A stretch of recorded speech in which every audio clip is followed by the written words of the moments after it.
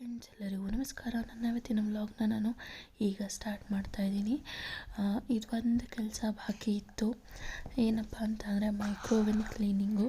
ಇದೇನಷ್ಟು ಗಲೀಜಾಗಿರಲಿಲ್ಲ.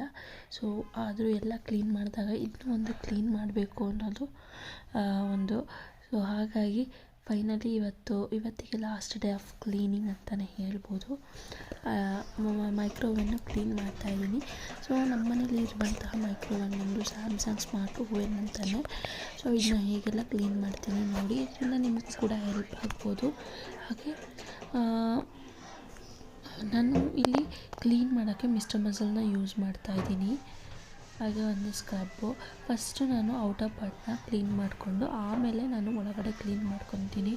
ಯಾಕೆ ಅಂತ ಅಂದರೆ ಹೊರಗಡೆ ಒಂದ್ಸಲಿ ನಮಗೆ ಕ್ಲೀನ್ ಆದರೆ ಇನ್ ಕೇಸ್ ಮಧ್ಯದಲ್ಲಿ ಕೆಲಸ ಕೈ ಬಿಟ್ಟರು ಹೊರಗಡೆ ಕ್ಲೀನಾಗೇ ಇರುತ್ತೆ, ಒಳಗಡೆ ನಿಧಾನಕ್ಕೆ ಮಾಡ್ಕೋಬೋದು. ಅದಕ್ಕೋಸ್ಕರ ನಾನು ಫಸ್ಟು ಹೊರಗಡೆ ಕ್ಲೀನ್ ಮಾಡ್ಕೊತೀನಿ, ಆಮೇಲೆ ನನ್ನ ಮಕ್ಕಳು ಟೈಮ್ ಬಿಟ್ಟರೆ ಒಳಗಡೆ ಕ್ಲೀನ್ ಮಾಡ್ಕೊತೀನಿ, ಆ ಥರ.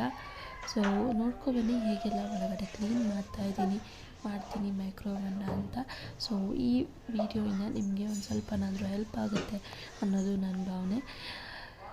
ನೀವಿನ್ನೂ ಯಾರು ನನ್ನ ಚಾನಲ್ನ ಸಬ್ಸ್ಕ್ರೈಬ್ ಆಗ್ತೀವಿ ನೋಡ್ತಾ ಇದ್ದರೆ ದಯವಿಟ್ಟು ಸಬ್ಸ್ಕ್ರೈಬ್ ಆಗಿ, ಲೈಕ್ ಮಾಡಿ, ಶೇರ್ ಮಾಡಿ, ಕಮೆಂಟ್ ಮೂಲಕ ನಿಮ್ಮ ಅಭಿಪ್ರಾಯಗಳನ್ನ ತಿಳಿಸಿ ಅಂತ ಹೇಳ್ತಾ ನೋಡ್ಕೊಬನ್ನಿ ಹೇಗೆಲ್ಲ ಕ್ಲೀನ್ ಮಾಡ್ತೀನಿ ಅಂತ.